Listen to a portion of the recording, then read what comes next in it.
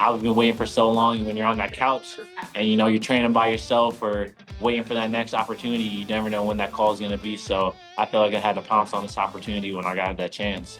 If he makes it to the NFL, he'll pass Carmichael, who was 6'8", as the tallest wide receiver in league history. Yep. I mean, look at that thing though. Like that's a big little deal right there.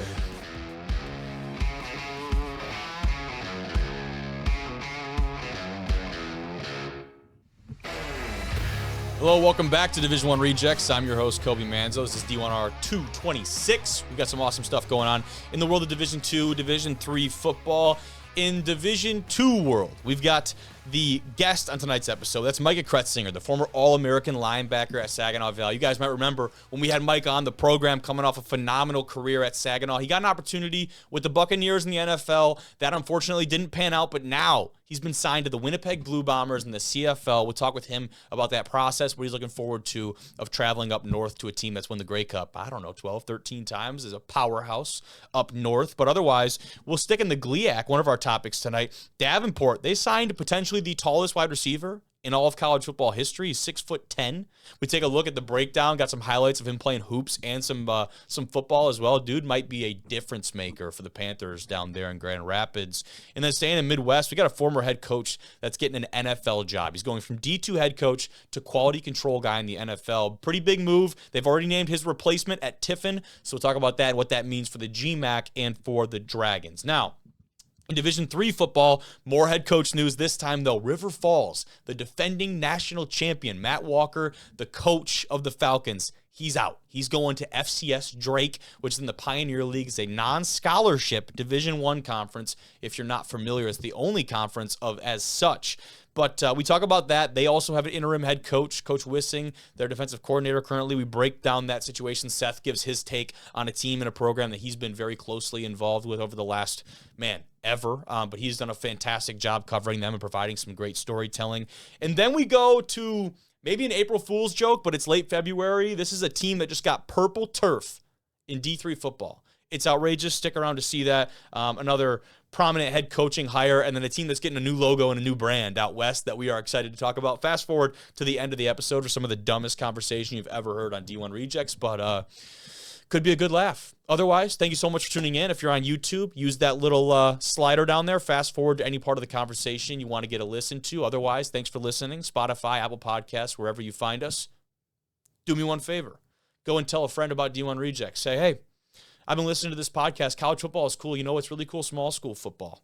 These guys are semi-insightful, occasionally funny, randomly. Go tell them about us. Would really appreciate it. Otherwise, let's get into that conversation with Micah Cretsinger.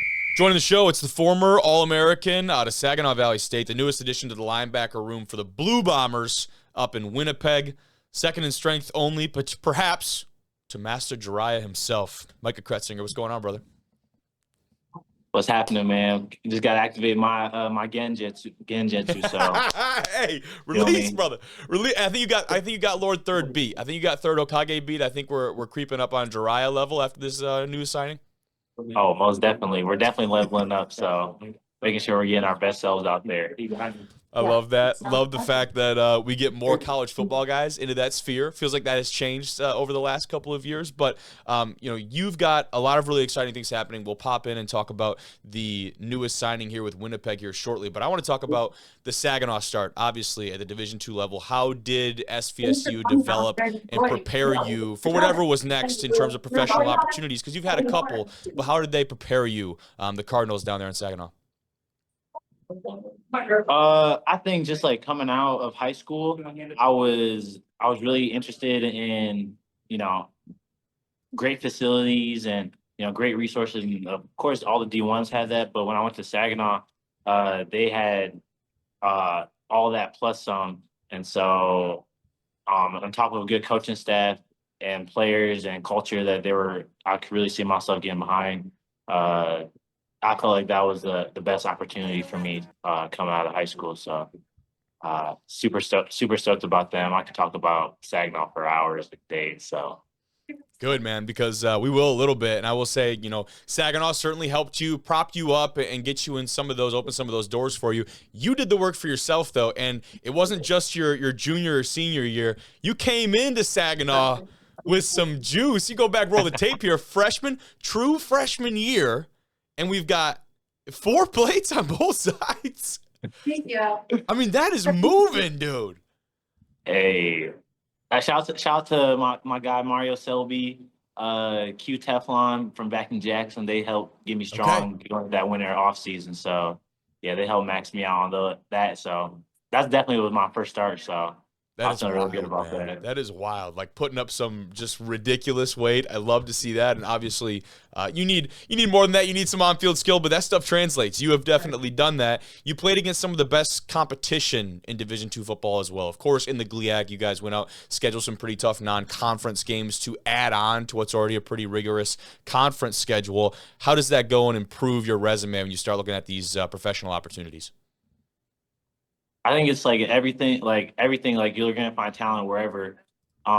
Especially in Michigan, we don't have FCS, so Yep. all the D2 guys, are FCS D1 caliber. We just end up going to Saginaw Valley, Grand Valley, Ferris, and so just being able to play those guys in different non-conference tough schedules, such as Texas A&M Kingsville, who are now D1, or Commerce that are now D1. Yeah.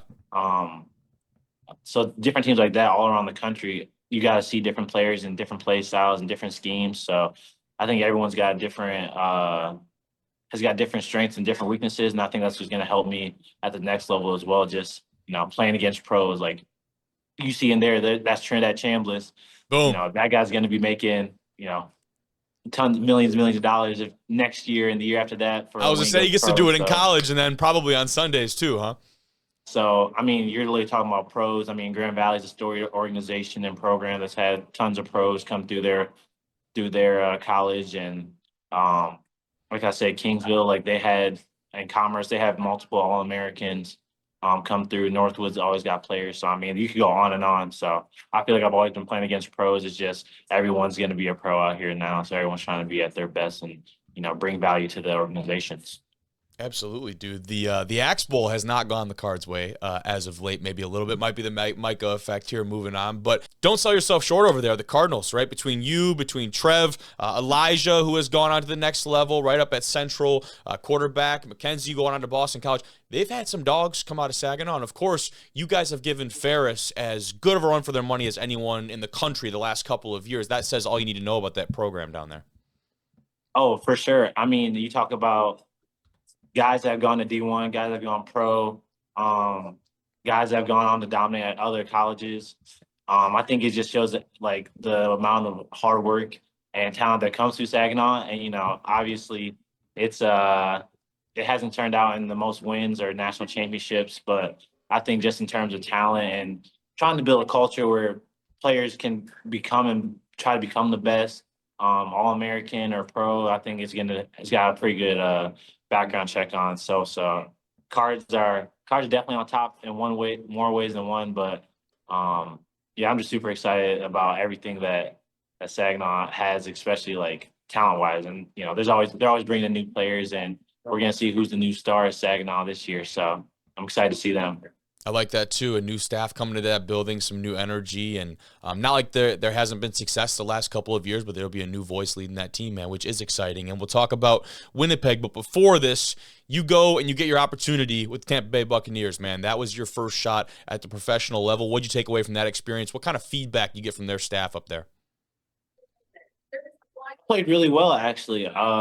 My first 2 days, I thought I gave everything. I thought I had everything I had, from playmaking to blitzing to just showing athleticism. I thought I had the whole package. And once you really get out there and you're making plays, you can really show like the whole repertoire.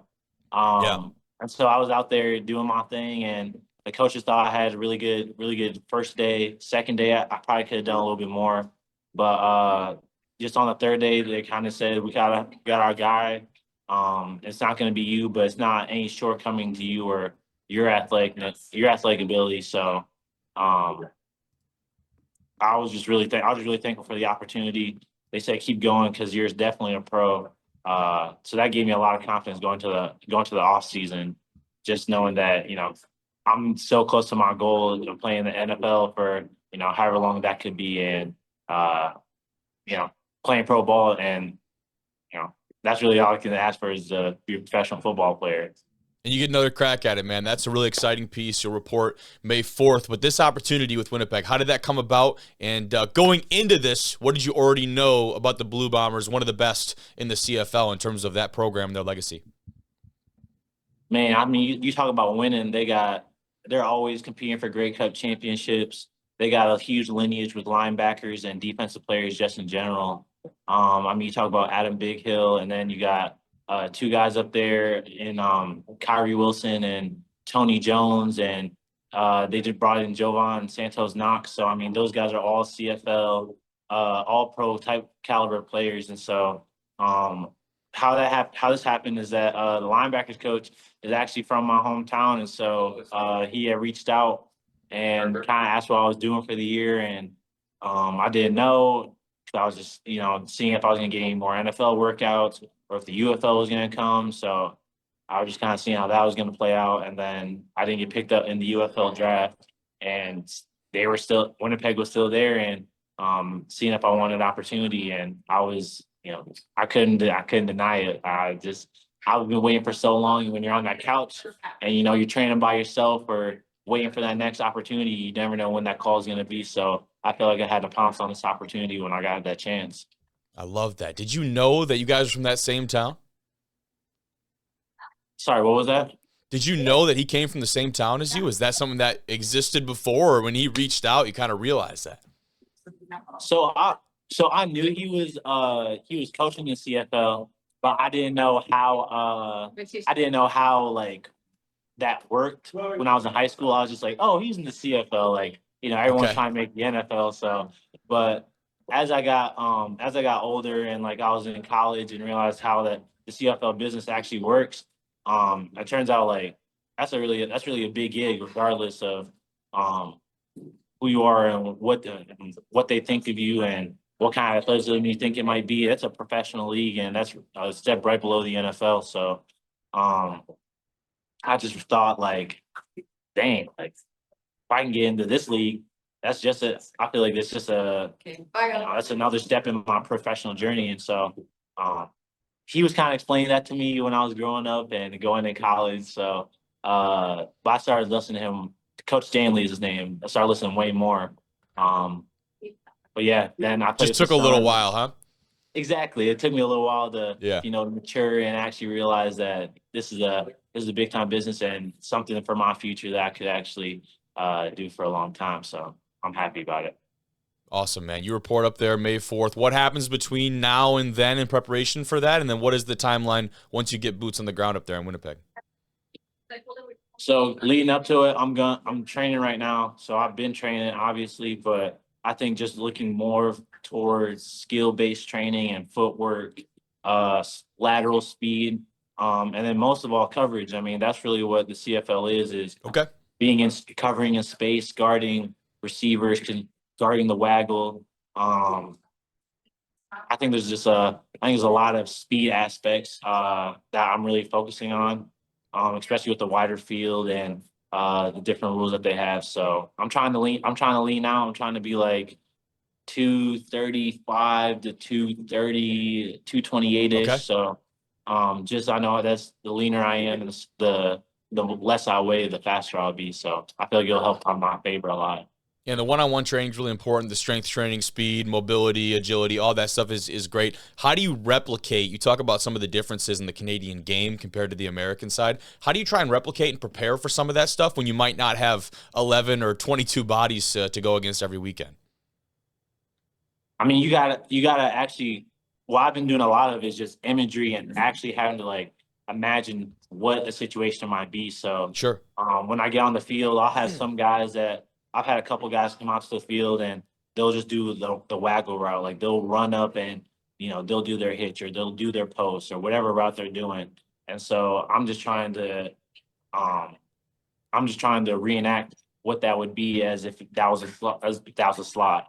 Yeah. Because, most of the time linebackers aren't going to be covering out in the number one out there. You're going to be in the slot. You're going to be trying to be in the hook. you're going to be guarding a little bit of man, but it's not as much. But you're just trying to stay in your hook zone, trying to adjust to the speed because they're running at you full speed. And if you're not Hell yeah. if you're not covering that space, then they're going to get you quickly. So I've just been trying to have guys run at me and take up my cushion and see how much ground they could cover. Yeah, man. But other than that, it's been like get to my space, get to my area, get to my depth, and then adjust from there. Because after they get past 12, 15 yards, that's going to be mostly for the safety, and then Sure. driving on anything underneath, just normal linebacker play. So after that. Yeah, man. I mean, that's got to be a whole different game plan. You talk about getting hands-on, trying to reroute or chip guys getting by when they got a full head of steam. They're trying to put hands on you, put you in the dirt, man. If you're not ready to go, you got a guy running full speed at you. But that's all I got for you, man. I'm pumped for you. Seriously, really excited. And, you got a lot of time now to try and replicate and do all that stuff as best you can before you get up there. It feels like a lot of time. Really, it won't be, right? You'll blink and you'll be on your way up there. But exciting time, and man, I'm just pumped to look forward to hopefully seeing some highlights, seeing some big plays out of you soon, brother. Hey man, I just know that it's been a process, and my high school coach has been telling me it's process over outcome, and so really just been enjoying the journey ever since I got released from Tampa. Just kind of taking it day by day, finding ways to get better, finding ways to get leaner, finding ways to improve my craft, even though I can't be in the facility. So I think it's just been a long time coming, and I know I got a couple more months to get right, but I'm super excited and super stoked to get up there. Amen. I love it, dude. Best of luck. Appreciate you coming back on. Looking forward to following up, man. Have a good rest of your night. Appreciate you too, Kobe. Let's kick things off in D1R talking about a former D2 head coach that's actually taking his talents to the NFL ranks. That is Brett Ekkens. He was the head football coach at Tiffin University in the GMAC. Really solid squad out of Ohio that has done some good things in that conference. And you look at his track record, his 2 seasons with the Dragons, 15-8, including the conference games. His career winning percentage is 3rd all-time among Tiffin football coaches. Again, it's 2 years, not the biggest sample size in the world. But fellas, Coach Ekkens taking his talents down to, I should say, Arizona with the Cardinals. He is going to be an offensive quality control coach. So you go from D2 head football coach to NFL QC guy. Again, definitely a jump up in league, maybe a jump down in terms of status on your respective staff. I got to imagine that might still be a pay bump. Is that crazy to say or no? I mean, how much are, D2 coaches getting paid is going to be the question, depending on the league and the school, right? But I mean, definitely like status wise, I mean, he's going to get a lot of experience at the NFL level, which that door doesn't open all the time. So congrats to coach, getting his foot in the door there. If that's what he wants to do, if that's his dream, he can work up and try to be a position coach in the NFL for the Cardinals. I heard they might be looking for a new quarterback. So, that could be in the works, right?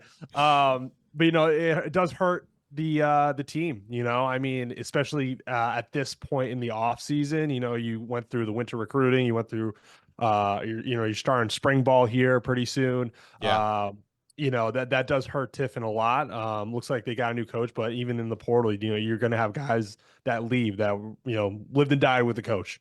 So that's always going to happen. So it's a program loss, but a win for the coach. It definitely is. Their athletic director, Kelly Daniels, said, quote, Brett Ekkens was truly in a league of his own. Like, that's badass. Like, you got people talking about you like that. That is awesome. And he's a guy that you go back. I've got a great throwback for you guys that I'll pull up here, because I met Coach Ekkens when he was at the NAI level at Indiana Wesleyan University in the Mid-States. They have a phenomenal program down there, an upstart program that really has only been around for, a decade or less. And I met him when he was recruiting me down to play. Take a peek right here. Go back. This is November 2nd, 2019. Kobe Manzo, Brett Ekkens. He said when I was texting him, he's like, Kobe, he's like, first of all, great to hear from you, man. Second of all, that is the longest my beard has ever been. And look great, Coach. Hey, with or without it, Coach, look phenomenal. But their setup down there was awesome. I got to meet Coach when he was down at Indiana Wesleyan. If you guys have not seen their setup down there, by the way, take a quick peek at that stadium setup. thing was awesome.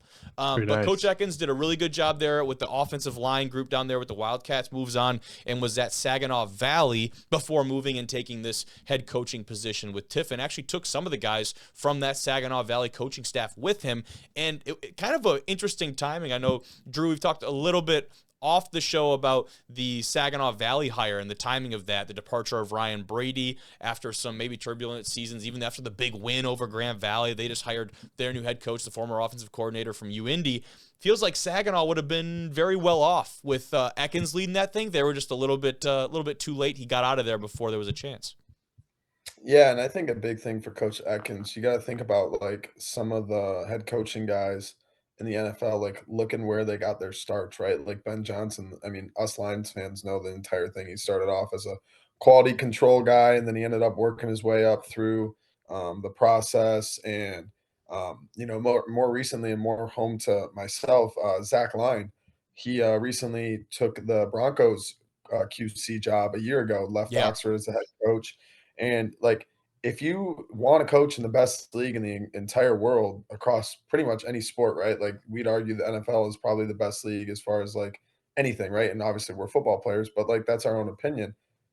Then QC is a great place to get your foot in the door, right? Like I remember the whole story about Eric Spoelstra on the NBA. He started as a video coordinator for the Heat, Yeah. and now he's Yep. like the top 10 most winningest NBA coach of all time. So like when it comes to like the NFL opportunities, it totally makes sense, and nothing but best of luck for Coach Atkins. Really, really sounds like I spoke with Connor Cracchiolo's actually a relative of mine, family, but he played for him at Saginaw Valley, and then he was actually a GA this year now. And he was going to Tiffin to be a GA because of Coach Ekkens and the vision that he believed in and everything. So sounded like a great dude, and great things happen to great people. So good for him. Love that. I think, Tim, your point's Well a really said. good one, is that NFL door, if it opens, feels like you have to take that, even if that role is maybe not as illustrious of a title as you previously held at the Division II level. And to both your points, if you want to coach in the NFL, you have to be in the NFL. And it sounds really stupid to say it like that, but you have to be in that realm in order to progress. Because how often are you seeing guys get these big time gigs? Yes, you have the occasional college coach that has extreme level of success at the highest level of Division I that maybe makes that NFL jump. And we've seen that not pan out at a couple different spots as of late. There are exceptions to that rule, of course, but a lot of times you already have to be within those ranks and within that realm to experience any kind of upward trajectory in terms of your career. Now, who's taking Hang over? on, Go Kobe. ahead. Well, even if you think about it, right? Like you're obviously not going to get the exact same title. I believe it was the North Dakota State OC took the Lions tight ends job, right? Yeah. Like I think it was something along those lines to where it's like, if you want to be in the NFL, you got to accept that, hey, I'm not going to have as much of a title, but I'm going to learn underneath the best minds. Yeah. 100%. And now, of course, the question, at least the shortly asked question, because it was answered pretty quickly, is who's going to be the next head coach for this Tiffin team that has been really prominent inside of the Midwest and in the GMAC. That, of course, right there, Zach Blair. He's taken over for this Tiffin squad. Another Saginaw Valley guy that followed Coach Ekkens over down to Ohio. That'll be picking up the reins for this Tiffin team, and of course has been with Tiffin here just for the last 2 seasons in that Ekkens tenure and Ekkens era, if you want to call it that, down there in Tiffin. He was the offensive coordinator and quarterbacks coach, also served as the recruiting coordinator for the Dragons in that time. They went, like I said earlier, 15-8, and they led the GMAC in offense in both 2025 and 2024. They led the conference in offense both those years, and at Saginaw, in 2023 was the pass game coordinator, running backs coach, and recruiting coordinator, and was also at Indiana Wesleyan. So look at that. You see this all the time. You got guys that have spent really large parts of their career together. They move up. It's like when the tide rises, everyone comes to the top, right? And so you have guys that you trust and you work with for a majority of your career at multiple stops. Those are the first guys that are going to benefit from a move like this. Coach Blair, just a great example of that. And he's earned it too. Don't want to make it seem like he was just right guy in the right time, right place. He's earned this. He's gone through all those same steps as Coach Ekkens, and now he gets his shot to lead his own program, huh? 100%. 100%. And I think, Kobe, you know, you mentioned the Saginaw Valley, right? Like, I think it's something along those lines to where it's like, if you want to be in the NFL, you got to accept that, hey, I'm not going to have as much of a title, but I'm going to learn underneath the best minds. Yeah, and I hope he has a good season this year. It's tough to take over a team this late in this off season, or I guess this early in the off season, this late in the recruiting stage. But it sounds like the culture is going to remain the same, the standards going to remain the same. Hiring a guy internally, and he's been with the previous head coach for a long time. And like you just said, followed him around. So I think this is going to be a decent hire for Tiffin this year, but I hope they can rebound off of like the transfers and in the recruiting in that stage. And that's where If it you gets do think interesting, about Tim, of course, with the transfers, right, is that Tiffin, at least per Athlink, our friends over there, the transfer portal database that tracks a lot of these lower-level college football comings and goings, had 22 transfer portal entries there. We talked about the 4 offensive linemen that all made the move up to the Division I ranks, whether that was Penn State or ULM or Ohio. There were a lot of different destinations for that offensive line, that front 5 that started previously in 2025 for this Tiffin team. They're losing some other big-time contributors, though. Ronald Blackman, more notably of the bunch, the running back that was an all-region, all-American contender type of running back that has done a lot of really good things on there. So the offense is going to have a major overhaul at Tiffin. In terms of personnel, the good thing about that is the scheme should stay relatively in check with Coach Blair taking over. But that's a lot to overcome. And I think, what do you guys, in your opinion, what's the biggest challenge for a coach coming in at this stage of the game? We're talking about late February. You get handed over the reins to a pretty prominent program. I don't think it's as difficult as if he were taking over a different school. Okay. If it isn't broke, don't fix it, right? And the Tiffin program wasn't broke. It just needed, just a new driver. But luckily, that driver's been studying right? If you think about it, it's been studying since, the last 10 years, if you really think about it, when you go back to how long they've been together. And one thing I do think in today's day and age that makes it to where, like, I remember when you look in the NFL, typically the people that they hire as like interim coaches is the special teams coordinators because they're around all the guys, right? Like the ST Yeah. coordinator is around the guys with the offense, around the guys with the defense. So like the people hear that voice all the time. Think about college recruiting coordinator. If you're going to get recruited at the school, you're probably talking to the recruiting coordinator at least once, Mhm. right? So it sounds like as far as the next guy up mentality, a recruiting coordinator is a great spot to have. And then when you're also been as dominant as they are on offense, it sounded like it was a slam dunk, easy one. It's not going to be easy for him, but I think as far as Tiffin was concerned, an easy layup for them to be like, all right, we like where we're going. Let's just continue what we're going with. And, who's a guy that has been there the whole time. And And we'll talk also, later in the sorry. pod, before you go, Tim, we'll talk later in the pod about Coach Matt Walker taking the job at Drake, Coach Wissing, the defensive coordinator, taking over there. We'll talk about that later on, but really a lot of the same sentiment of like, hey, this is the same program, the same roots and traditions, but with a new voice. And I think that's been the rhetoric from a lot of these coaches that have been promoted internally is that, hey, yeah, we want to build on everything, but I didn't get hired. You talk about Coach Sweefel at Lacrosse taking over from Matt Janis. He said, hey, I didn't get hired to just keep this thing going the same way. We're here to instill a new voice, new vision. And yes, we did a lot of really good things the last couple of years, but now it's time to build on that and kind of take it to the next level. I think it's important that those guys have, to your point, like their own voice as opposed to just from the outside perspective. Yeah, absolutely. Things just keep it rolling because they're having a good season. But these guys definitely need to have their own voice and kind of way about going off the facility. I was just going to say, I think almost 100% there was conversations between Coach Ekkens and Coach Blair when this opportunity was given to him on the table. Hey, I got an opportunity in the NFL. I don't want to leave the program unless I know it's in good hands. So I don't think it came on like a Wednesday. He said, I'm out of here. This is probably a gradual decision. They created a plan, and then ultimately the decision was made to hand it down to Coach Blair. So I think there definitely was some strategy behind this as well. So I think that Tiffin should be comfortable with this hire and the direction that they're moving in. Little passing of the torch, so to speak. A lot better than having to go through, because now you're talking about you're getting into March, and if you had to go through a national search process and go through the whole deal, you're done.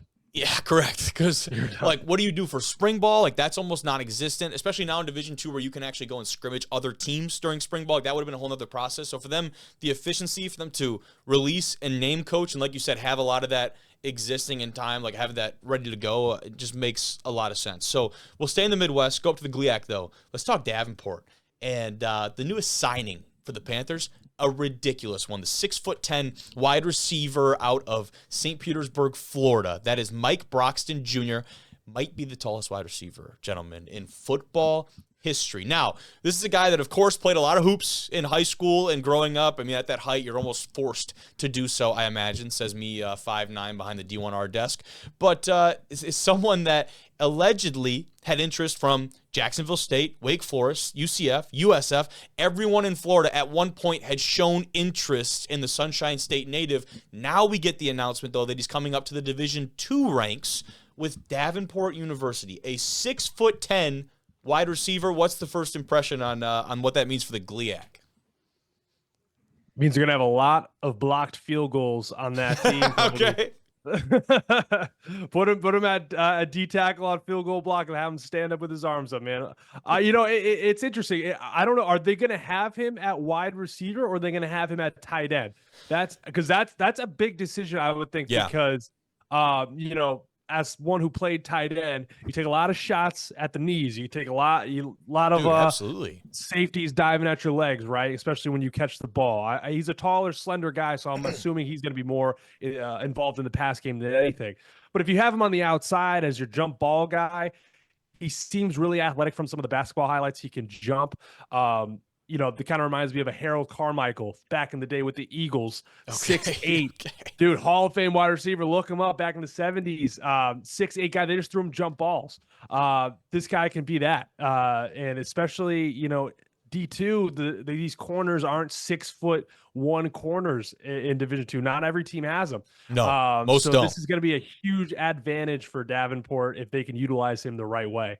If he makes it to the NFL, he'll pass Carmichael, who was 6'8", as the tallest wide receiver in league history. Yep. That's the number there. This is the post from our friend over there, the College Football Network, from Michael. And he was a first-team all-conference selection this year, 26 catches for 370 yards. That stat line's crazy to me. You're 6'10" in high school.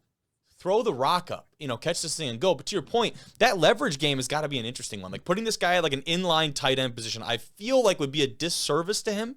Just because of that and some of the leverage game you got to play and going after the lower half. Now, I haven't seen enough of his actual film or tape to really make any kind of bold assumptions on this guy. Here's a good clip, at least seeing him move. And I will say, man, I know this is just a warm-up little post route, whatever he's running. Here you go, get a little chip block off the edge, get into the flat. Dude, he moves really well. I mean, is that just me or? He's huge. I he does impressed. move really well. I was just about to say that. I completely agree. I think he moves pretty well. And it would be a disservice to have him down low in the box. Yeah. Like, throw up a jump ball. Like, just, the expression of like, F it, Jamar Chase is down there somewhere. Like, this is the perfect example. Dude, honestly, like seriously, so they had him. You saw a couple clips here. I think it pops up in a second. They had him playing defensive end too, and he had registered a couple sacks, couple TFLs. So he's played on both sides of the ball. It sounds like though, from a Davenport perspective, they're going to have him more predominantly on the offensive side of the ball. From what I'm reading and taking a look at, there's another post here that I want to take a look at that chronicles a little bit more of his journey, and we get to see a little bit of the hoops action, if you will. So let me play this one so you guys see this. We got a steal and then a jam on the other end of the court here. I hope Just so. flew it up. Bam. Insane. If you would have laid it up, I would have been concerned. Yeah. No, I gotta ask the question. I don't know what Davenport hoops is looking like, but is this guy gonna play two sports? Dude, I mean, if there's a guy to do it, you have to imagine he's in the conversation. Davenport basketball didn't have a bad year this year. Not terrible. But they got to hand it to him when they came up to Northern. Let me tell you, I think we beat them by like 20 or so. It was if there's a guy off the street who just enrolls in a history class at Davenport and he's 6'10", I'm taking a peek. Could be a way of getting him some more Scally money too. You never know. Yeah, if any guy 6'10" walks on campus, there's gonna be at least a little interest from the basketball coach to see if he can hoop. Yeah, there's the 7-on-7 shot. Look at, come on. Come on, oh, Big Mike. Dude, no, Big Mike. Don't do that, guy. Oh, shut up. I mean, he's out of bounds, but the catch is pretty solid. Like, again, it's a – I don't want to talk like it's a novelty because, seriously, you watch this guy move around. he seems to have pretty good kind of body control, decent hands, going up and high point these things. It's not like he is a solid athlete, man. The way he is moving is pretty fluid for his size. I'm pretty impressed, man. I think that he could be a legit difference maker for this Davenport squad. I do too. Freaking awesome, dude. I love that. And again, that's challenging. You see a lot of those guys that almost have like the baby giraffe type look to them. Like they don't really know, like their limbs are so long, they don't really know how to control and move around those. Now, I'd be curious to see like how long he's been that height, because someone who goes through a major growth spurt, it takes a kind of a longer acclimation period to really get comfortable in your own body like that. But he looks like he is moving. He's good, dude. Filled out a little bit too, for sure. Yeah, so he had, I said, 26 catches for 370 yards. He had 14 tackles, 5 TFLs, 3 sacks as a defensive end. And Davenport actually just picked up, fellas, a big-time addition to their coaching staff on the offensive side of the ball that is going to be, I would imagine, a big piece of his development. That's Sam Parker, the former FCS coordinator. He's going to be leading the offensive attack for the Panthers. More recently was at Mississippi Valley State, the FCS program. He's leaving after 1 season, and he will be joining Davenport, making his move back to the GLIAC, because I'm sure, Drew, you may or may not recognize this name, but he was at Ferris State, a part of this Bulldogs staff. Sparky's bringing him on as the team's new offensive coordinator, and he was on this Ferris State staff as the offensive line coach for, I believe, 8 seasons, and then makes the move up to be the coordinator at the FCS level. He had not been a coordinator previous to that job. That was his first time being a coordinator, was last season. And so now he gets to be a coordinator again at, granted, down a level. But if you know anything about Mississippi Valley State, I think the competition level is probably pretty similar in the GLIAC, if we're being very honest. But Jerry this Rice is, go there? what's that? Didn't Jerry Rice go there? Yeah. Is that where he went? Did he go Mississippi Valley? Yep. I didn't know that. I don't Good think pull. Jerry Rice played in the GLIAC. No, but he was a part of Ferris's back-to-back titles in 21 and 22, and was a part of that offensive line group that Drew, you and I talked about before. They kind of became known for their ability to rotate basically 10 guys in, have like an A line and a B line. Yeah, the 2 platoon unit that they had. I mean, that's big, right? Davenport's big thing ever since like I kind of like started going to ever since I went to school and everything, and Kobe, you feel the same way. Like they've always have like these great athletes, and the offensive line kind of undisciplined in the sense of like, they're gonna hold and everything like that. And not saying that that's the reason that they haven't made it to like the tippy top or made it to like, far, but they have the athletes, and if they're able to figure out how to get those big bodies to like move people consistently, that's a school to be reckoned with. Correct. I think that's the biggest thing, is that they have the athletes to match up with anyone in the conference in the country. This past year, they ended up going 5-5, and that was very disappointing for a Davenport team that, like you said, has had talent every single year. Some guys that have a lot of very good Division I experience. You lost in overtime to Truman State. You lost to Michigan Tech on your homecoming. You lose against Grand Valley, and then a tough loss in 4 overtimes to Northern Michigan when they started to turn. The Wildcats started to turn their thing around at the end of the year. They beat Davenport at their own place on the road, and then you close it off with a tough loss to Ferris. So for Davenport, you got to build. You have to build on that. They have definitely built themselves in the portal, and that's, they call themselves literally Portal U. It's definitely an identity maker down there, but they do, man. They do. So Coach Parker looking to come in and really help with that climb offensively. Sounds like Devin Russell will remain with the program. We'll focus on coaching the O-line in addition to Coach Parker coming on, but we'll see. Definitely would imagine there will be some improvement from Davenport, but with other teams, those other teams that I mentioned, like Northern Tech, some of these other squads, they're not taking a step back, right? If anything, I think there's going to be, they'll be right in contention. So it's not going to be an easy road for that Panther squad. No, not at all. Wayne State, obviously, going a new direction as well. Sure. Roosevelt's kind of trying to get their feet wet in the conference. So you could, quote unquote, say those are two of the teams at the bottom right now, but that's going to be a tough out regardless. So it's not like there's any easy pickings. Yeah. And then The Wayne Northern, State you one's an know. interesting one. They're kind of scrambling over there to get things going. I definitely would expect a tough year for them. Now, will they be 0 for again? Who knows? But that Well, Roosevelt's they going to be might interesting. We should they talk might about not that at show some up to point. But they might not show up to the, banquet or anything like that. But, I talked about that last week. That's bad. yeah. That's bad, dude. What happened? Tyrone Wheatley, their previous head coach, allegedly did not show up to the end-of-year team banquet. But he's got a new job. He does. He's Yeah. coaching at Illinois as the running back coach now. Oh, he's at Illinois. He's at. Okay. Fighting a lineup. I don't know. He had a tough stint. Roosevelt actually is playing Chicago State, the upstart FCS program. We probably could talk about that at a different point too. So that'll be kind of a fun little matchup. Chicago State is bringing in like their first, they'll be the first year of their program. I'm excited to see that team. Yeah, Cool. Bobby Rome, the head coach there, actually was the coach at NAI Florida Memorial. We've had him on the program before. He coached football, American football, in Russia for a time. The dude's got stories. That's sick. Send him 2 or 3 years Dagestan and forget.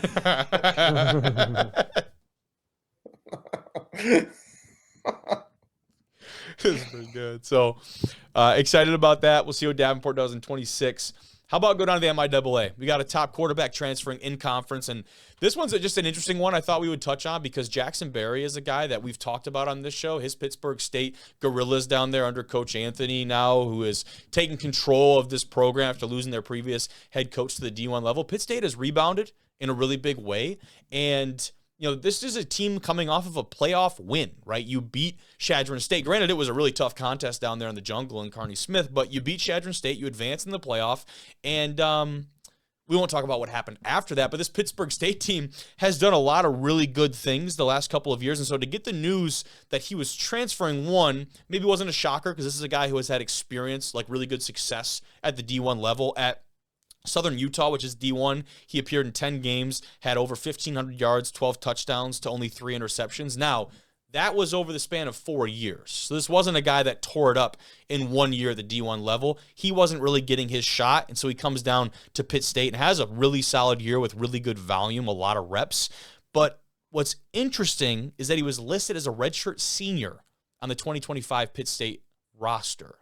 And now this will be his 6th year, if I'm counting correctly, of college football. We talk about it all the time with the D1 guys. He must have had a little exception or something go through. 6 years is it's a long time to be playing ball. Yeah, I did it, and might have been, a couple of years. Might have been a year too long or two. But it's interesting. This Pitt State team is one of the best in Division II. Not to take anything away from Fort Hays State, but they're a storied program, and you bring them to the playoffs last year. You win a playoff game.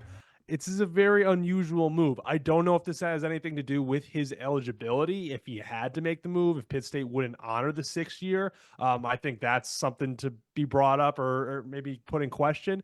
But it's really interesting. I mean, when you're a quarterback, and you guys both played, you're the leader of the team. You're the face. People follow you, but also you build really good relationships. And to leave those relationships behind, especially when everyone's looking to repeat and even go forward from what they did the previous season and maybe win a national championship, and they're looking at you. It leaves a little bit of a bad taste in my mouth, a little bit, to be honest. So I wonder if there's something behind the scenes that we might not know about that went into this move, because as a quarterback, you're the leader of that team, and everyone's looking at you to repeat the success we had the year before, and it's disappointing for Pitt State, but I'm sure they'll bounce back. So, an interesting piece for you. And I think the eligibility part is interesting because a lot of times what you'll see is guys that run out of Division I eligibility and will have to make the move down to Division II. This obviously not the instance because these are both Division II institutions, but I guess you never know, right? There definitely could be more to the story there. The great piece is that Fort Hays State, which they have a phenomenal 2026 schedule, by the way. They open their 2 out-of-conference games are on the road at Angelo State, one of the best teams in the Lone Star Conference. Then they open up, their home opener is against CSU Pueblo. So those are 2 really good non-conference games. And then coming off of that, you get a cupcake? No. They get to open up MIAA play. They have Pittsburgh State, the Gorillas, coming into town week 3. And so you're going to have the former QB of the Gorillas taken up here with this Fort Hays State team. Literally week 3. Obviously, behind the scenes, it could be essentially like, hey, we got a young guy. we think he's the guy for the next couple of years, like you're out. You know what I mean? It could be one of those things, right? Yeah, Like for sure. we've seen those things happen, right? Like whether it's D1, D2, I mean, it kind of happens, right? Where it's like, hey, we got a young guy that we're excited for him, and thanks. Thanks. No, seriously, I think that is kind of where my head went when I first read this. I'm like, something happened behind the scenes, whether it was him or whether it was the program pushing him out. Something happened there, because that's not a move you usually see. We've been in football locker rooms. That's the quarterback is the guy. Like he has to be the program. And when you have a successful season like that, I just never seen someone move in conference. At least if you go D1, right, you can go up. Like that's understandable. To get you want to get that D1 experience, but to go in conference, it's kind of crazy. I agree. I was thinking the same thing before I looked at. I was trying to do some look at the stats, right, to see if there was a guy that maybe had been easing in, because I went back. I watched a little bit of Pitt State football this last year, and I'm thinking to myself, hey, I don't really remember being that other guy that maybe split snaps. Like Barry was the dude for this team, and you go back and look at the statistics. He had 16 touchdowns to 5 interceptions, threw for 2,700 yards, more than 200 a game. This guy, and a lot of volume too. Don't get me wrong, 363 attempts over the course of the season. They had 2 other guys complete a pass over the entire course of the year. One of them was a wide receiver, and the other one, Jake Wolf, had 1 completion on 2 attempts, and is a redshirt junior quarterback. So that's where it's weird, right? Because there doesn't seem to be the obvious next step. Now, again, I haven't been scouring the internet looking for any portal additions that the Gorillas may have picked up, but that for me is where it's really odd. And so that's where, again, it's total speculation, but what are the things that could force a departure like that? Is it something where it's, we're starting to see this trickle down to D2. Is this an NIL or a money situation where maybe he thought he was worth more, whether it was scholarship or outside funding? Was there something with the coach? That's all speculation, and we have no idea. I might have to try and figure that out because I'd be very curious. But the fact we get I'm not going to say a homecoming, but we get a matchup week 3 between these two teams and this quarterback, that's gonna be sweet. Best case scenario in my head for this situation is what Drew said. They have a new guy, whether it's the portal, whatever. They push him out, and then he just looked around and said, "You know what? I'm going to go to in-conference rival. And I'm going to take it to you guys." That's in my case. That's best case scenario, because that'd be dope. That's cinema, baby. I respect that. Yeah, actually, yeah. If that again, we have no idea, but if that is how it worked out, like that's badass. Like stick it to him kind of deal. And who knows? Like who knows how that conversation even went. I was actually going to try and pull up, because I think that's all we have for today. I was going to pull up the Athlink and see. Checking with our friends at Athlink, they've got a reported 4 commits to Pitt State. Now, that's not to mean that there aren't more. This is just what we have available to us on Athlink. They've got 2 wide receivers, a running back, and a DB coming from some Division II teams, and then 1 from Arkansas State at the D1 level. But no reported quarterbacks on the incoming transfer list, at least that I've seen. I could probably go do a deep dive on their socials, but Pitt State is going to be maybe in the late market for a QB now. Late market, or hey, we got a guy that shows some things in the fall. Yeah, guy that's gonna. I know everyone else was hating on Pitt State, but me in the fall. So, I don't know who their quarterback's gonna be though. Kicking off Division III World here on D1R. We've got some big time news to kick things off. It's the Division III national champion, head coach Matt Walker, taking the job at FCS Drake. He makes the move to Division I, albeit in a non-scholarship conference. Still a massive, massive move for the national champion, and one that is definitely deserved, Seth. Where should I even start, man? Where should I even start? Jeez. So a lot of thoughts immediately. One side, of course, I'm sad. Like it's an end of an era. It is so incredibly sad. There's a lot of players there that are still obviously there, that want to play for him, that want him to be the head football coach, and they're going to have to decide, what do I do next, right? And then on the other side is, I live in Des Moines, Iowa, baby, and I'm so freaking juiced for Matt Walker to come to town and lead the Bulldogs, baby. It's going to be freaking electric. Now, I know we're a D3, D2 NAI show. However, I do make the graphics for Drake, and so I'm in there a lot, and I've been in there a lot. Shout out. I'll give myself give myself a little some here. But seriously, I'm so juiced. Now the other side, and we'll get into it. That's initial reaction. But as far as who's going to be the head coach, what the OC, all that good stuff, like we'll talk about that. But initial reaction, I'm so excited, but I'm so like sad and heartbroken at the same time. But man, it's we have a lot more to talk about this, but like that's the initial punch right there. Absolutely, man. A guy who, I mean, quite literally, the tribute video you put together encapsulates all of it. It's on our Twitter. You can go check it out. It is like the ultimate highlight reel, but also just a real viewing and glimpse into the, 15 plus years of Coach being on staff down there in River Falls, Wisconsin? Yeah, no, that video was incredibly difficult to make. I believe it, man. Not because it was like challenging, but like I couldn't get through it without freaking like tearing up and bawling my eyes out because of how close I am to him, how close I am to the situation. And for years they were terrible. Like they had like 10 consecutive losing seasons after another. They had teams that won none. And I think like the song that we did, like basically the song, if you haven't listened to it yet, is I Lived. And essentially like there's a part in there where it says, when many chose to run, you chose to stay. It's essentially more or less the words. And that's what he did for 15 years. So many people would have left over and over and over again, but he chose to stay. He chose to be the head coach at River Falls. And he maximized every single opportunity that he possibly could have had. He took a place that sucked and was bad, and it just ultimately, like I'm losing my train of thought here because I'm so like locked into this, but it perfectly encapsulates, like you said, exactly what this thing means. Well, yeah, and everyone loves to talk about the success post-COVID with this team, with Masson coming in, Wissing moving over to the dark side and the defensive side. We'll talk about him in just a second here.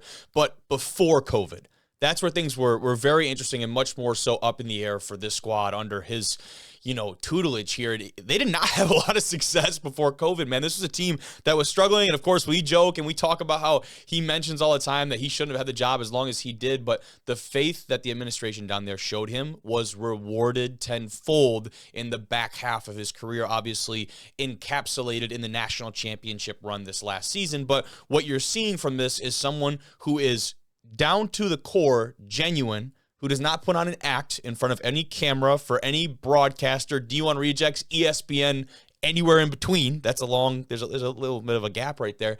He doesn't put on for anyone. And so that has earned him the next job. Of course, with that, he's going to be bringing some of his staff, presumably some of his players, depending on what shakes out here in the following week or so when the portal opens up. But this is a massive move, and going to a program that has experienced a lot of success picking up another small school football coach. You go back to picking up and recruiting and just taking out of insert from Grandview to Drake, obviously geographically maybe a little bit closer, but they've had a lot of success, some conference championships in the last couple of years. The standard over there at Drake, even again, the biggest knock on that school, that institution, is the non-scholarship nature of the Pioneer League.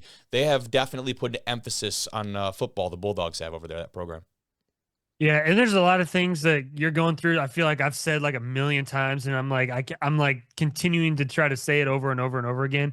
But absolutely, like he could have left so many times, and he is 100% him. He is unapologetically himself. He doesn't give a damn about what anybody else says about him.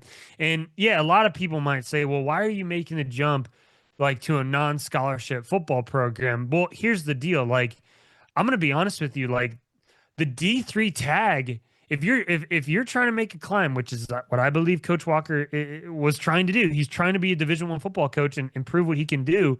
That D3 tag is really hard to shed at times for the higher ups of what they think about this whole thing. And not to say like at all this is like just a step, like this is a huge opportunity for him, but yeah, I'll be honest, like anybody that says, why would Coach Walker take this job?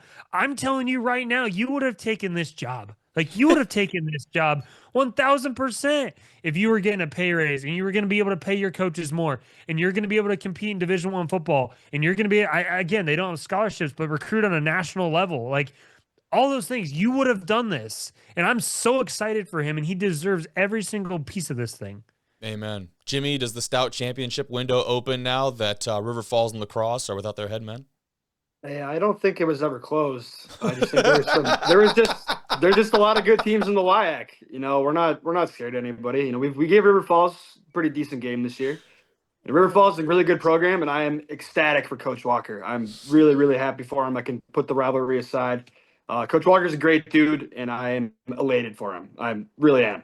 So, Amen. tip of the cap to Coach Walker. General consensus, man. That's awesome. I don't think it was ever closed. That's electric. That's freaking awesome. Come on, dude. What am I going to do? Back down? What? I'm not going to break any news here by any means, but presumably, based on what has been reported, Coach Wissing is going to stay. The defensive coordinator is going to stay, and be the head coach, presumably the interim at the moment. And I believe that he will get that interim tag removed eventually. Yep. I think he's going to be the head coach to stay, and he's going to be there. And I'm so excited for him. And honestly, after that, I really don't know. I don't necessarily know who's going to stay, who's going to go. I presumably, I believe Coach Matheson will go with as well. And after that, I probably have to say no comment after that. Probably just being presumably what is the case. But Coach Wissing, here's what I'll say. Yeah. I got texts a lot. I got a lot of texts that said, Coach Matheson going to be the head coach, and is that the next move? Obviously, this Top Gun offense is built there, and all that good stuff. But anybody that's been around that program knows that Coach Wissing is the perfect person to take on this task of being the next head football coach at the University of Wisconsin River Falls. Not that Coach Matheson wouldn't, but Coach Matheson's goals are a little bit different than Coach Wissing's goals. I know Coach Matheson wants to remain a coordinator, and I know Coach Wissing really wants to be a head football coach, and he is going to do an absolute fantastic job. And I think Coach Walker knew this when he was going through the process that, hey, if I'm going to leave, there's only one guy that I won't replacing me. Like that, and that is Coach Wissing. He loves River Falls, and he's going to do a great job. Definitely. And you look at the graphic right there, 15 years on staff. Him and Walk have been hand in hand throughout this entire process and through some of the lows too. And it's no fault of Coach Matheson that he came on the tail end of this thing and experienced a lot of success with this group, much in part due to the offense and that culture that he helped to establish on that side of the ball. But Coach Wiss was here for all of it, man. He's had so many different hats on this staff in 15 years. He's been here, served as both the offensive coordinator and defensive coordinator. This past season, his defense led the nation with 40 turnovers gained, a number that is absolutely astounding across any level of college football, including 29 interceptions. They paced the WIAC in total defense, rushing defense, and scoring defense. And then in the national championship game, they held the defending champs North Central to just 14 points in that second half with some big-time turnovers and defensive points on the board that flipped the script in the national title game on the biggest stage in football. The quote here from Coach Walker, he says, "I could not be happier for Jake as he takes over as head coach. We built this program side by side over the past 15 years, and he is the best coach I've ever been around." That is quite literally about as glowing of an endorsement as you can get for the next guy in charge of this program, pending a search process. So here's another thing that I'll say on this, and my arm movements are going all over the place because I'm really animated. I'm really passionate about this, obviously. So you guys did the North Hall thing, and maybe insert a clip here, but at the end of the North Hall video, Coach Walker was talking about all of the things that had been done over the course of his career there, whether that's, I hope everybody always remembers the steps at North Hall. I hope that wall is always up there and people are always signing the wall in the Falcon Center. I hope that that first picture is always next to the current team. And so with all that being said, there's all these little things, all these lasting memories. Coach Walker has always said that he wants that to always be the case. He hopes long gone, like when he's long gone, he hopes that this remains true. And that's also in the video that I put together and put on the Falcons page. But that you get that with Coach Wissing. If you get a new head coach, and he comes in, does his own thing, like that, like you might overhaul everything and everybody's going to leave and the culture's going to be different. But you having Coach Wissing in there means it's not an exact continuation. And we said this about a couple coaches that got elevated. Yeah. But it's not an exact continuation, but it's not a culture reset. It's not a full rebuild. It's a I don't know. We got to find the right word for that, but it is, it allows this thing to continue on the path that it already was versus a total 180. It definitely is, and I think I've got the correct clip here. We'll see if I've got it. Long gone and forgotten by most people. I want the football program to have these lasting foundational pieces, even if they forget I was the one that created it. I want them to always think about the steps of North Hall. I want them to always think about that sign that every alum has signed. I want them to think, I hope that current team's always next to the first team ever hanging in the office, even when I'm not in there. So it's special to me, and I hope it's around forever. Bam.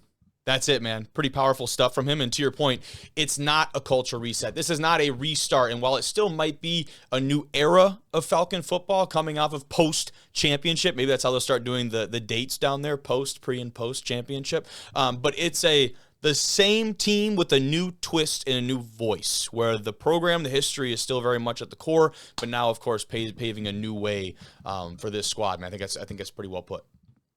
I think and this will be my last piece on this, because I mean, holy cow, we got to go to work here now, right?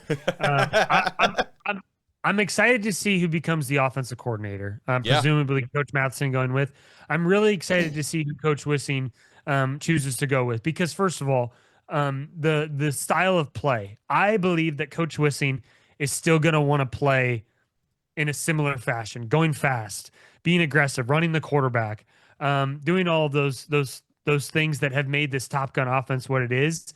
And with that, that you have to make sure that you find the right fit with that. You can't just bring in a guy that ran the triple option, or a guy that ran a straight air raid offense, because that's not what it is. You're going to have to find a guy that's a good fit. Presumably that the nobody from that current staff becomes the OC, but I'll be really interested to see. And my last thing is go Falcons, go Bulldogs, and let's take this thing to the moon. I love that. Jimmy, why don't you give us a little peek, some insight as to what the hell is going on at Curry College, dude? So apparently they're getting a purple field, and I'm not sure, because apparently, a couple of years ago there was like an April Fool's post, and now I think it's really coming to fruition. I mean, this might be the turf that Monty Quinn planted. You always say like the house that so and so built. This is the turf Monty Quinn planted. I think this is a really cool idea. I'm all for the colored turf. I think it's electric. Earlier this morning, I thought this was probably the only purple field, but now that I'm seeing the rundown, apparently Central Arkansas also has purple turf. So they're just, I guess they might just be like copying them. I don't know. We'll take a peek at that in a second. This is the post that was released, I should say, that was put out on the Colonel's website. This is Walter M. Katz Field as the fully turfed outdoor surface with stadium lighting suitable for multiple sports, blah, blah, blah, blah, bleacher seating for about 2,000 spectators. All of that to say, this is where the Colonels play football, and they had a much more traditional field leading up into what will now be the 2026 season for this squad. And you go back now, just a couple years ago, this was posted on the social media accounts for the Colonels. You see, April 1st, 2024, and they released this rendering of a purple field, which, again, the field did not look like this. It was an April Fool's joke. You look at, they spelled it out in the actual post. Approval from the CCC for Curry teams to wear all purple uniforms for home games. It'd be like freaking camouflage on your home turf, run a seam route in the purple uniform and just get lost. And then you see the first letter of each thing, APRIL. Fools. Oh, yeah. Very, very well done by Curry, and they had a lot of other supporting pieces that kind of made this seem even more legit when they put this out. And we actually had the head coach, Todd Parsons, on the program shortly after that release and just had a good conversation. But talk about earned PR, man, of just getting your team's name out there. And then also, we didn't know it at the time. Maybe this was just an opportunity for Curry and company over there to put this into the universe, gauge the reaction in a very fun way. And then when they saw that people had maybe a mildly positive reaction to this, said, hey, let's do this shit for real. What's stopping us from actually resurfacing this thing? You have to imagine that current field they had was in need of a resurfacing regardless. Let's just put a little purple dye on it. God, I hate this. I don't. Jimmy is on board officially as liking the purple turf. I didn't want to say it. I would not want to play on it. Why not, dude? Why not? Here's why. I've played on a colored turf. Luther College has a blue turf. And now they probably think it's an advantage, but they've sucked for years. They've been terrible. Stray is crazy. I'm sorry. Like I'm catching a lot of heat through emails and all that good stuff. But I, again, like they think it's an advantage, and they would be right, because when you walk in there for the first time, you're like, what is this? We have a blue field. Why are we playing on a blue field? But I'll tell you what, the only people that are at the advantage is when the birds nosedive and think it's water and they die on the field. Does that happen for real? Is that? I believe Boise State, like when that first, they were obviously like the first one to do it. Yeah. I believe quite a few seagulls were nosediving into Boise Field or whatever it was. Come on. Now, I can't stand playing on blue turf, and now maybe that's exactly the way that Luther likes it. Now, again, I do not like the colored turf. I'm not a fan of it. Again, there it is. Oh my gosh. Now, also, I will say, like, the setup is actually quite Setup sick. does look elite. Consider this the first time I've seen this. Setup is elite there at Luther. Setup is really cool. Decorah is actually a very cool town. I like the town of Decorah. However, how you see this stadium right now is about exactly how many people typically go to the games. Oh my gosh, this guy, bro. Dude, I'm Dude, sorry. Does not stop throwing shade, bro. He does. Dude, especially not Luther. Sorry. I'll respect, but like I got eyeballs too, man. But yeah, don't love it. Don't love it for Curry. Probably not gonna be a good move, but I would never do a colored field if it was me.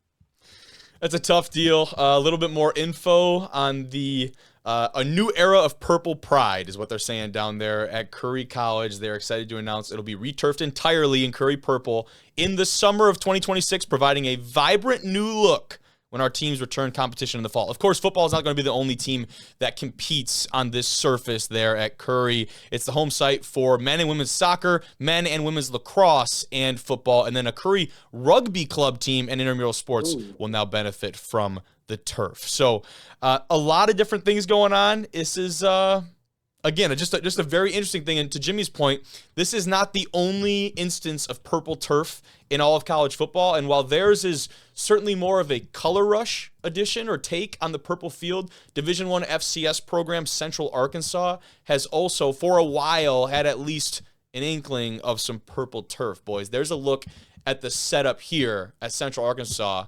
And the stripe look, dare I say, might be worse than the all-purple. Yeah, I was going to say, I like the all-purple better than the stripes. So as far as purple fields go, Curry is number one. Yeah. Honestly, you're right. I do think Curry has the best purple field so far. Look at that. Man, it looks like a, you know, when you you can do It's like the color Roblox. filter and you lower the saturation on everything but the color. Yeah. That's what it looks like someone did to the world right here. Yep. Hey, and as someone who has played on like legitimate gray turf, shout out Lapeer High School, downstate Michigan, had like a very Eastern Michigan thing going on. Terrible. Every time you get your bell rung, it's multiplied by about a factor of 5. You feel like you get the Tweety birds every time when you're staring at bright gray turf after you get hit. I don't know. Something about it was so disorienting. Not a fan, but maybe that goes again to your point of home field advantage. I don't even know anymore. Why? I just don't get it. Why? It's like a novelty to me. Like it's just a novelty, and I think it just looks so dumb. But again, like let's be real. Like this is a real show. This is a real show. Like this is a real show. This ain't a fake show where we put on a bunch of happy faces and sing kumbaya to each other. Like this is real. And so, anyways, let's move on. Hey, let it be known. Love the Colonels down there. Love the Colonels. Hell of a ball club coming off a great season. Maybe just not the biggest fans of the perp. Yeah, that's all well and good. We can keep that separate. I'm all about Curry. Give me keep Curry. that separate. Give me some of that fusion curry and the whatever. Like, give me all of it. Yeah, but, yeah. Fusion Bowl. I think they actually played. They played in this year, right? No. What? You not know about that? No, I don't. Hold on. I need to fact check myself here, but I'm pretty sure. Please tell me this is at the end of the show again. No, this is it. Yeah, football. They played Merchant Marine in the Fusion Bowl. They actually got beat by that Merchant Marine team we saw in Fenway. They played after Secretary's Cup. I believe so. Yep, that was November 21st. They played The Curry Fusion Bowl. I love it. There you go.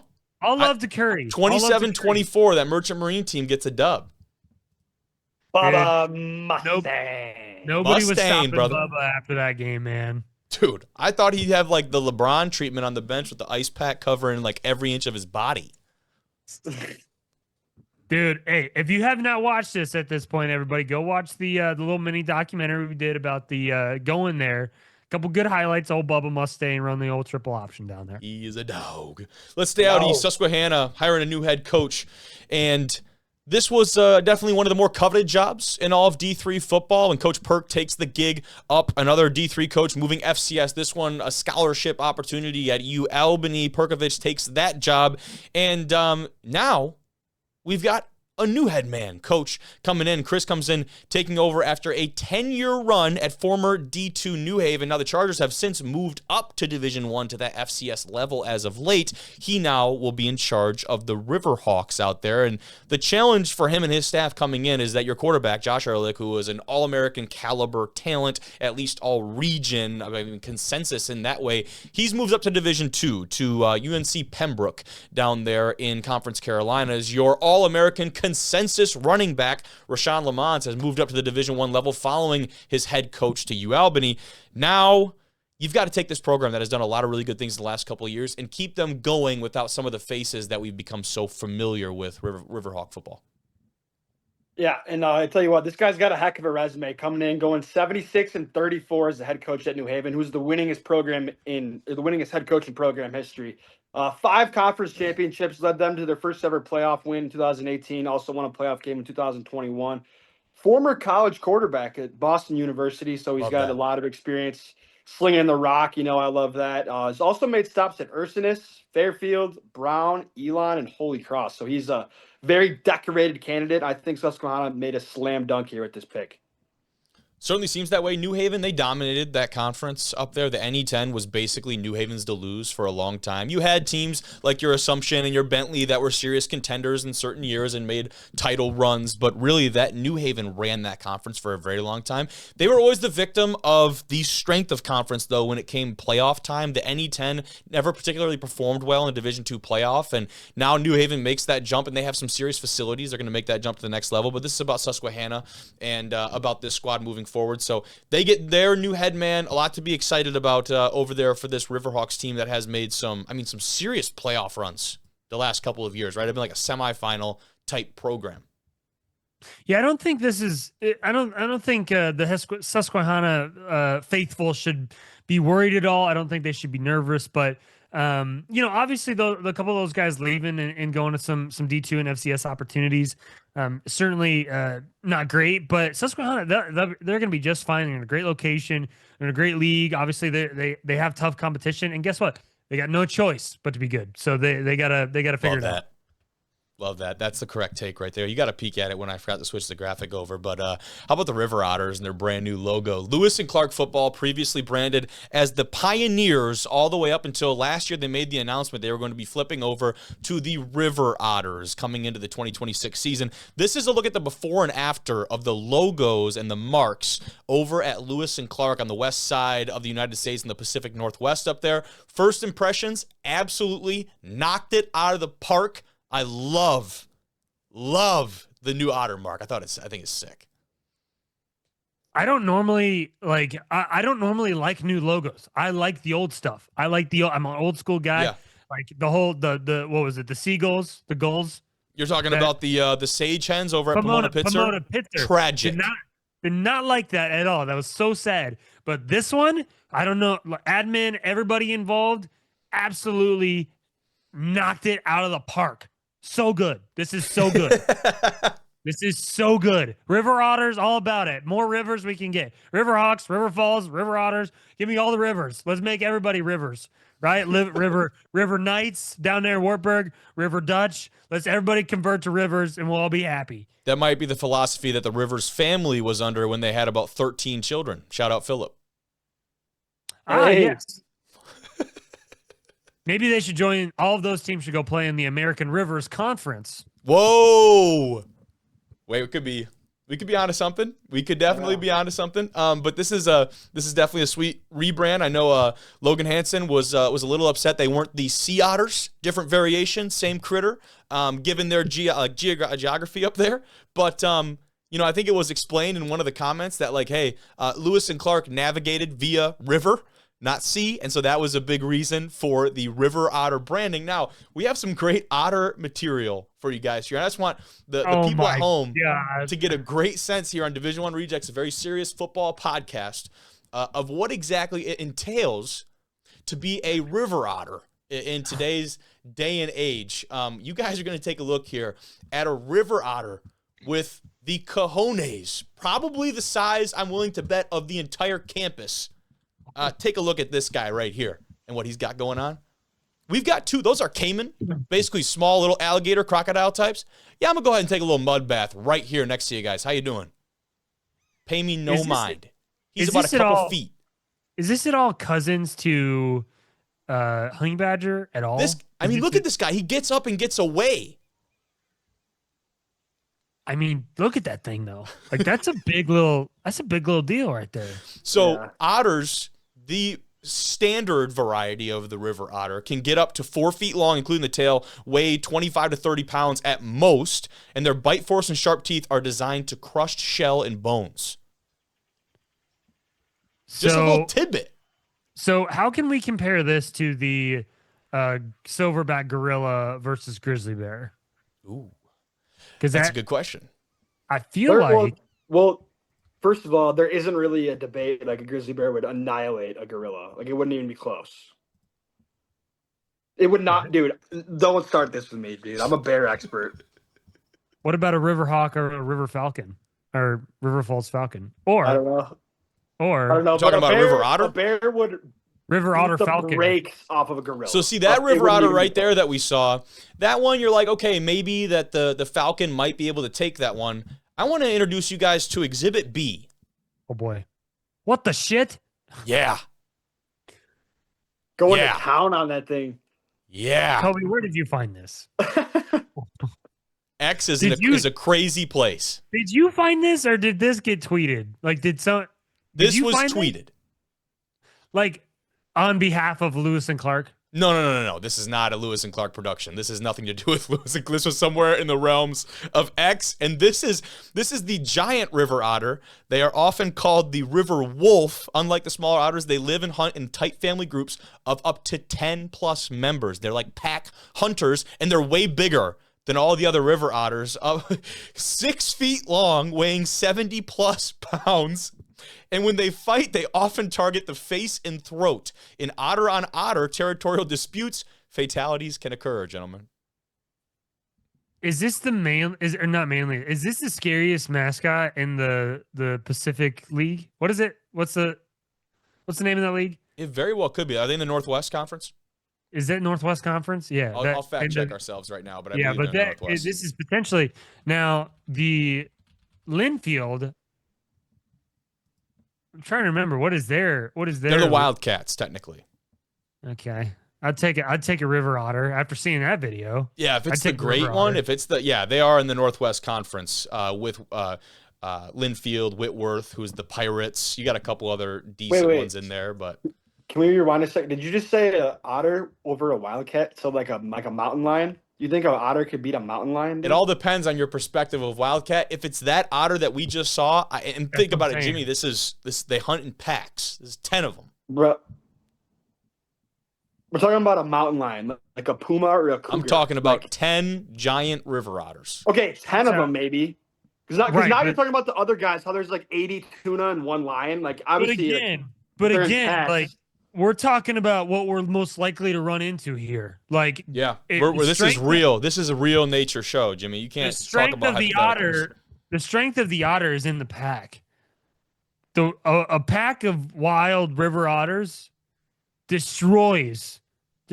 annihilates one wildcat. Sure, no question.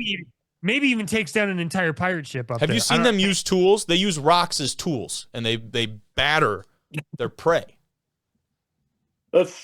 crazy. It's believable. I mean, I haven't seen a video. No, it is. but I It's believe real, it. man. Have you? They like crack open shells and stuff with rocks. I was doing a deep dive on this, man. They have a surplus killing trait. The otters have been observed killing multiple fish in a short time without consuming them, aka they're doing it for the love of the game. You don't find a lot of That's critters so like cool. that. That's awesome. I'm gonna watch the otter highlights after this. Yeah, I mean, if anything, this Lewis and Clark program, new head coach, new vision, new mascot. It might propel them. This might be the thing that gets them going out there in the Northwest. I love it. Okay, if we're going all the schools, if you put all of them in a fight, I do think George Fox has it because they're the Bruins and they're a Bear. So I think Bear, River Otter, Wildcat, Pirate, Pirate. Do pirates have cannons? That's They the could best just shoot a thing. The cannon. Pirates' armament could definitely be a Yeah. conversation. Is this one of the muskets that they had like in the Revolutionary War, where you gotta? Right, you got to put the thing down. Yeah, can you do that again? No, Serious sports show. definitely not. But that's it. This is good because the February D3 23rd. part closes out the episode, so we can just chat. That's the best part about it. Nice. Not a whole lot of NAI. The NAI news cycle is so slow right now, dude. Hey, happy birthday to Richie Murphy. Richie, if you're watching, happy birthday. Shout out Rich, dude. Shout out Richie. Yeah, friend of the show. Friend of the show. Friend of the program. Sweet. Anything else, fellas? We got some new coaching hires, more coaching hires to talk about next week that we kind of have been planning on getting in, but we've had some other fun stuff to talk about, so they just haven't made the cut yet. Yeah. Oh, no. Look at Seth. Oh no. Oh no. Low power warning. Oh no. Oh no.